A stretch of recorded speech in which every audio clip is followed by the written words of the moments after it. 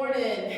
Welcome, middle school students. Hope you are enjoying staying at home, but hopefully you miss us too. We definitely miss you around here.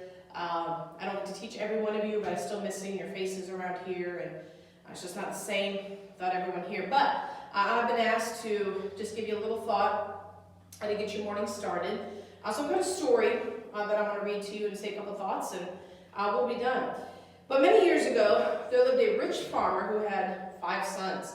One day he called his sons together, and he said, "Tomorrow we will start to gather the wheat." And the next morning he sent all the boys out into the field to start cutting and stacking the wheat. Each boy took his sickle, which is kind of like a curved knife, and began to cut. However, after a few minutes, they started getting tired. 4 of the boys went and sat in the shade. One of the boys, the youngest boy, he kept working. He kept swinging that sickle. As the day wore on, he became tired. His cuts weren't as even as they were at the beginning of the day. At the end of the day, Dad comes by and he sees not a lot of work was done, considering he had 5 boys out there. He's kind of upset with how little was done and how uneven it was cut. The next day, the father says, "Okay, we're going to work again." And again, he sends all 5 boys out into the field to work. And again, after a few minutes, the 4 oldest go and sit under the tree, and they watch the younger as the youngest starts doing all the work by himself. He worked hard, but again, by the end of the day, he grew tired, and his cuts weren't as even. Couldn't keep his sickle swinging evenly. Several of the rows were jagged. And later on, again, at the end of the day, the dad comes by and he inspects what's going on, and he says, "Boys, you've got to do a better job. We have to get this field done tomorrow." The third day, same thing again. The 4 oldest go sit. They just relax. They watch the youngest do all of the work. The young boy worked hard. Just as the sun was setting, he finally finished cutting that field of wheat. That night at the supper table, Dad asked, "Did you boys finish the field today?" "We sure did," all 5 boys replied. "Good," said Dad. "Tomorrow we will take the we'll take the wheat to the grain elevator." The next day, the boys helped Dad load the wheat onto the wagon. Then they climbed up on top to ride to the grain elevator. After selling the wheat, Dad comes back to the wagon. The boys were excited. Payday! When Dad climbed up on the wagon, he handed Billy, who was the youngest boy, several gold coins. Then he put the rest in his pocket. The other boys looked at each other. Then they looked at Dad. "Dad, aren't we going to get paid?" they asked. "Not this time," said Dad.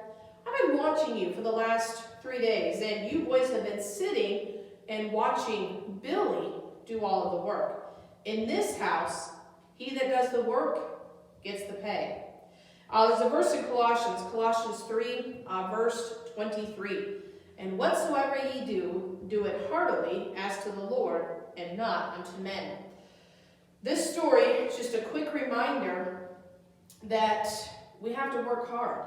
You are never going to accomplish anything in this life if you're not willing to work for it. Nobody's going to come by and just hand you money. Nobody's going to come by and just hand you whatever.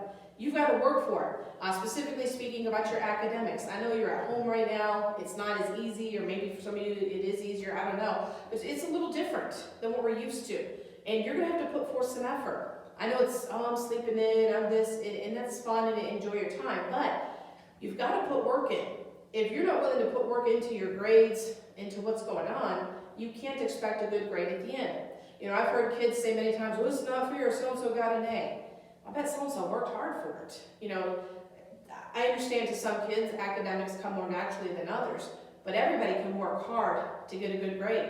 When my sister graduated years ago from Liberty, the valedictorian in her class was not necessarily the smartest girl in that class. My sisters told me, said she wasn't the smartest girl, but she worked the hardest at her grades. She would study every night, she worked hard at her grades, she was diligent.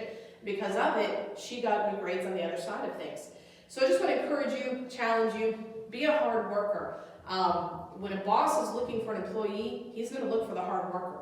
He's going to look for someone who's willing to come in and put forth work. Don't be lazy. Don't sit by the side and just watch everybody else work. You're not going to get rewarded for that.